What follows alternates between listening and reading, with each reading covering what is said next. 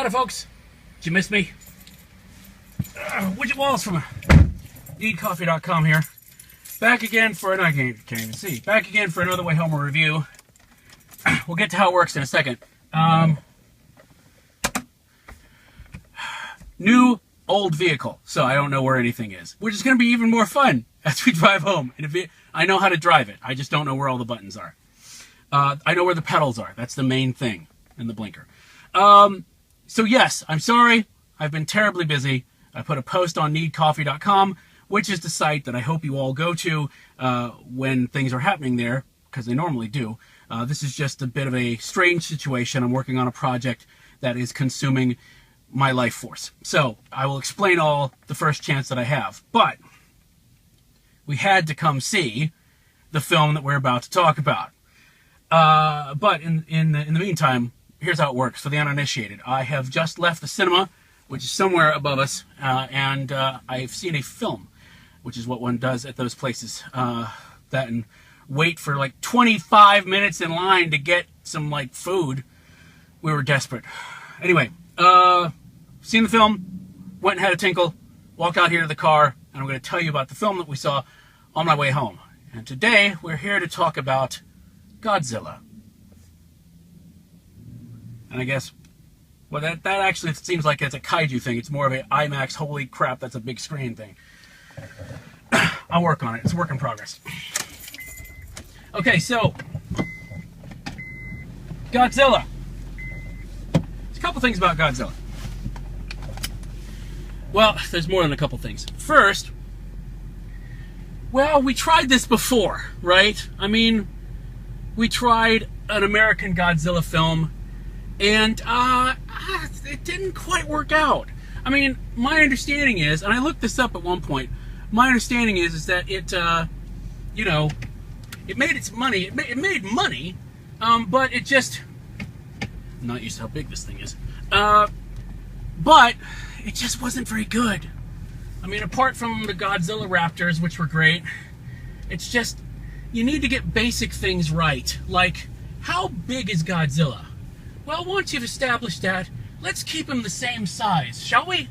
I mean, because I'm not, unless you've got some kind of weird Hank Pym Godzilla thing going on where he can grow or shrink. Otherwise, let's keep him the same size. Well, Sony couldn't figure out how to do that. Granted, there are a lot of things they couldn't figure out how to do, but, you know, what can you do? So, so yes, we had that debacle. That was, what, 98? So, you know, I'm sure the Toho, the people who own the rights in Japan to Godzilla, were a little bit skittish about letting somebody else do it. But I'm sure that they got a really good deal, and they thought, well, worst case scenario is we can just blame it on those silly Americans and their huge, you know, box office nonsense. So, we have another one. Now, as I may have mentioned before somewhere, is that, excuse me, I have to deal with the computer. I would love to. Stripe to the right. So, what was I saying? Oh, yes. So basically, I was actually looking forward to this more than I probably should have, because, you know, we like to be cautious about such things. But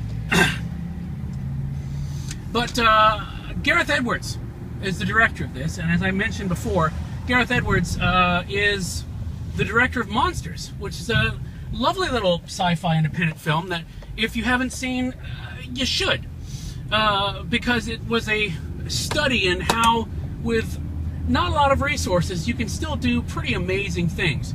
I won't take your time by taking you through it, but trust me when I say, yeah, it gave me a warm, fuzzy feeling. So I was looking forward to this, especially after seeing the really well-executed trailers. So that brings us to the film.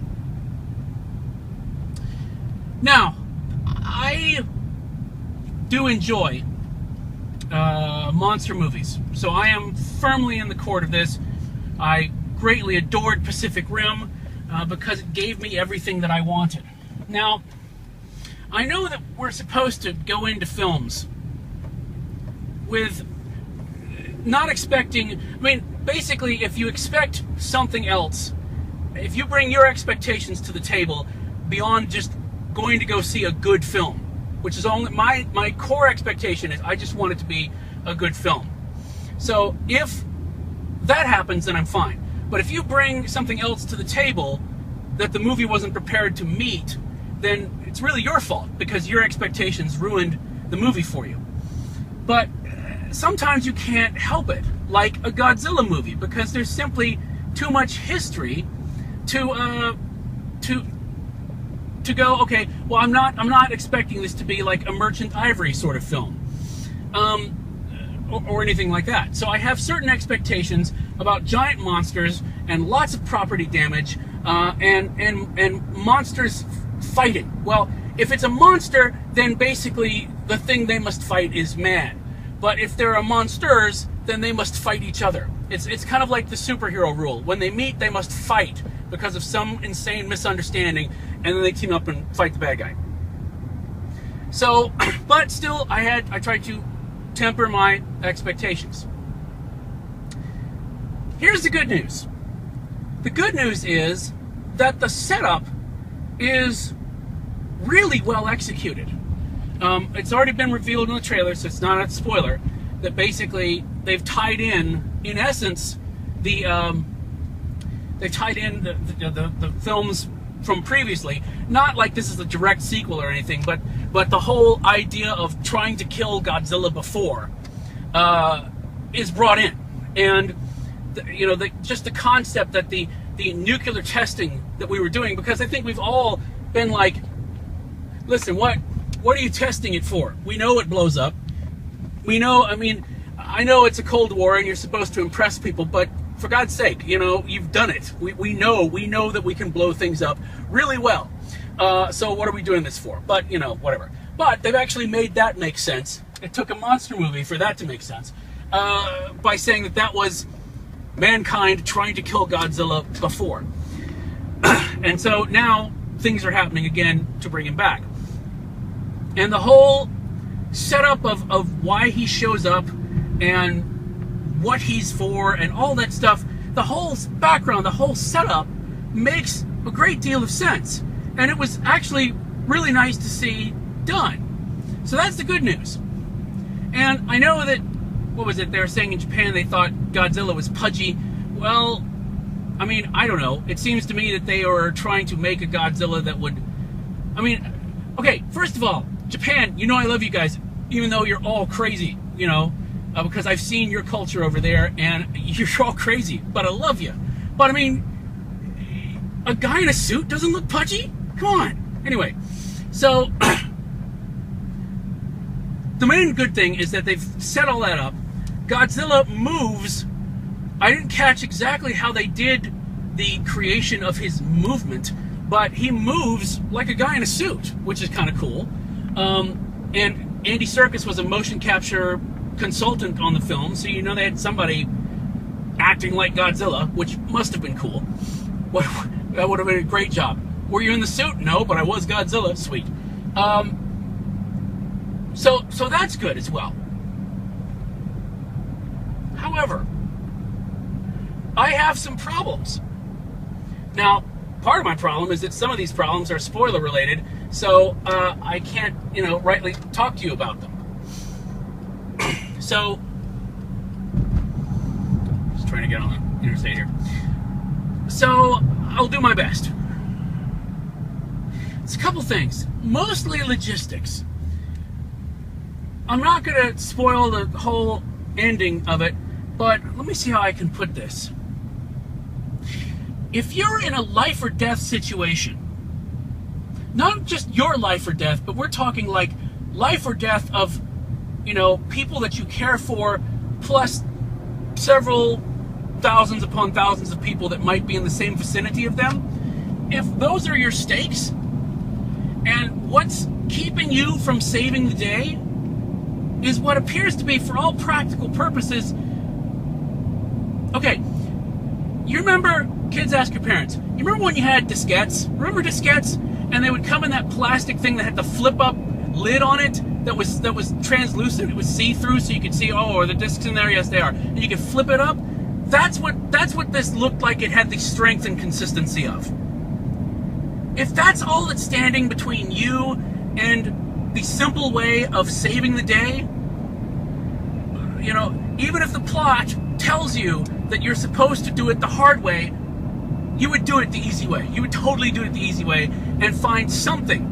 And especially if, say, an entire city, for example, has been kind of pulverized around you. There's lots of debris lying around that I'm sure you could find something as a lever to kind of get that thing off there. So that's what I was thinking. Also, I'll just say this.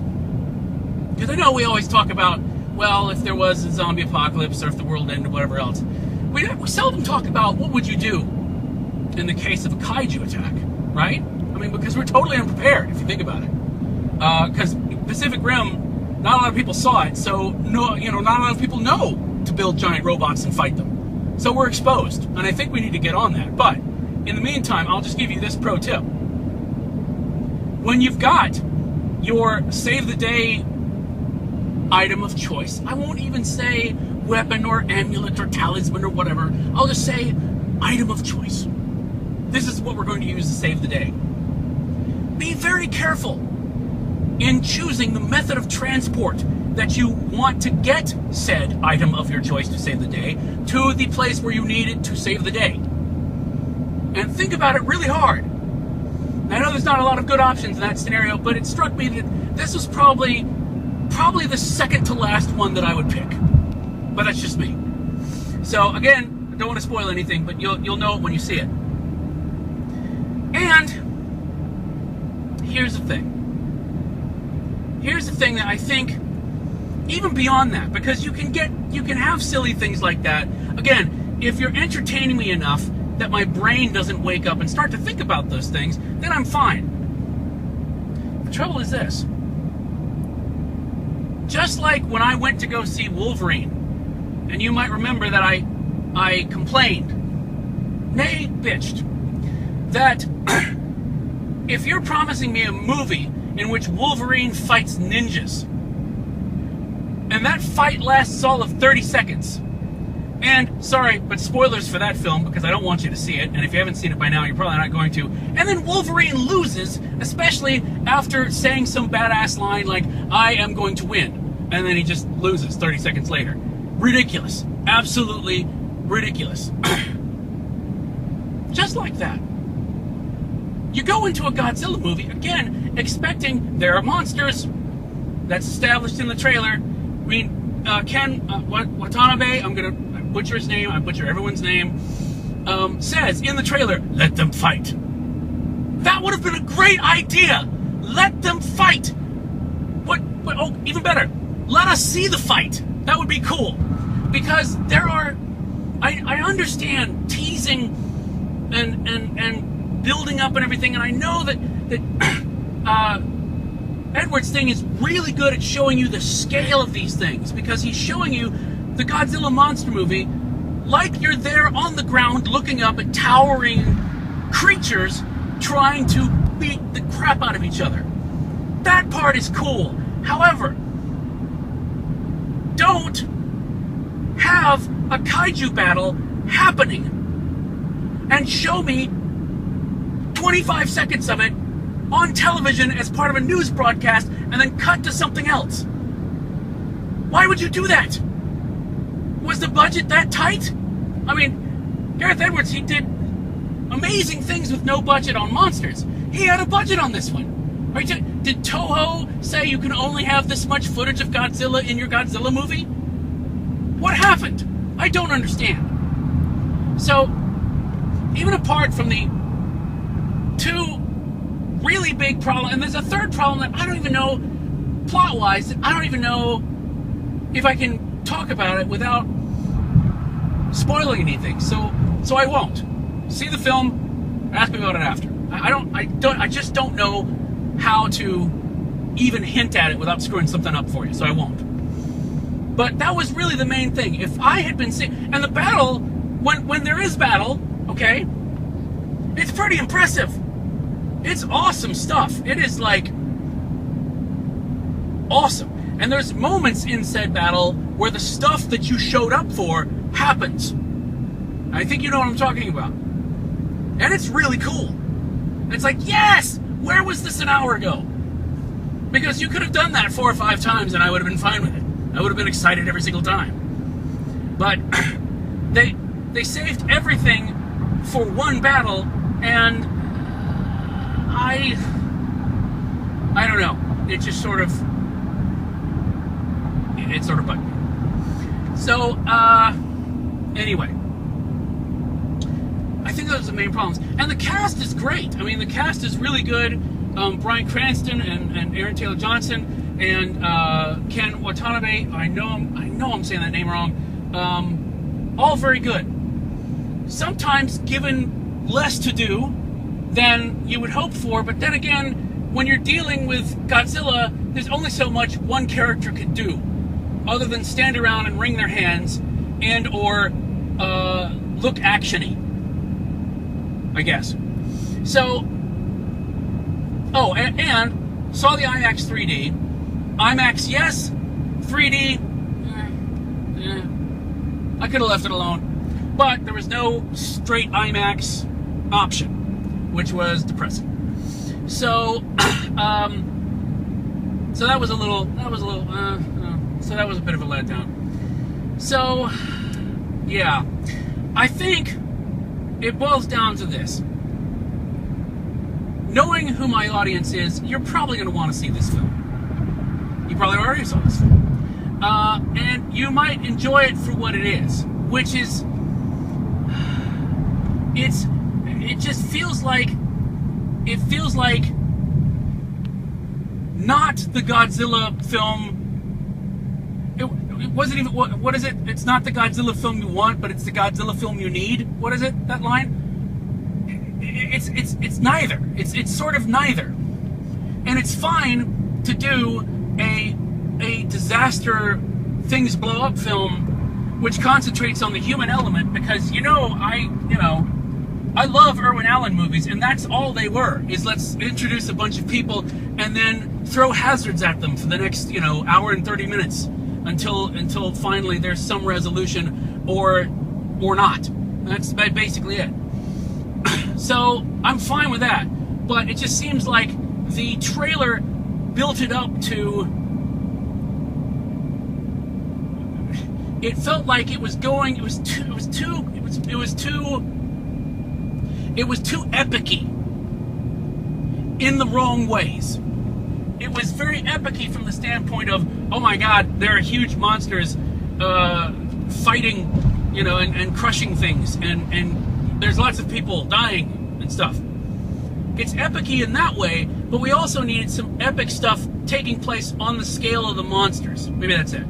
Is that there are very few shots that felt like they weren't from the POV of some human character, which is cool, but you still needed to back up and just show me, well, we can't do rocket punches in this one, but the equivalent of a rocket punch. That's what I wanted. And it was more, and you can do a science fiction action drama. I just think maybe this had a little bit too much. I mean, I'll say this, it had the right amount of drama. It's just put another 15 minutes of action in there that it doesn't involve people dodging debris as it falls. Not dodging like they're running. I mean, like running away and things falling. You know what I mean? So, and I will say this, the damage that they created was impressive. The line of damage and everything. Every time you saw it, you went, oh god, that's gorgeous. That's really gorgeous damage. So I'm going to go for 3.5 out of 5, which seems harsh, but the problems that I'm talking about, and the third one especially, are very central to the entire third act of the drama. So it kind of started to warp my perception of things by the time we got to the end of the film. But I will say again, the setup for it and the creation of how it sort of nodded to the original version of the mythos and whatnot was really sweet. But like I said, if you are a fan of such things, you're going to want to see it. However, I would say matinee it, and if possible, if they have it in your area, go for the IMAX. It's worth it for the big screen, but not necessarily worth it for the 3D. So do with that what you will. So there you have it. So, well, that's the Wayhomer in the can. I'm so glad I still remember how to do these things, and still remember how to drive. That's also important. But yes, there is light at the end of the tunnel for the project that I'm working on, and then after that, I have some ideas to kind of spruce up the Wayhomers, because I know that a lot of people watch these things, including Ken Watanabe. And I'm sorry about your name, dude. Call me tomorrow, and we can talk about it. So I appreciate you coming out to watch this, and we will see you next time on the Wayhomer Reviews. Bye.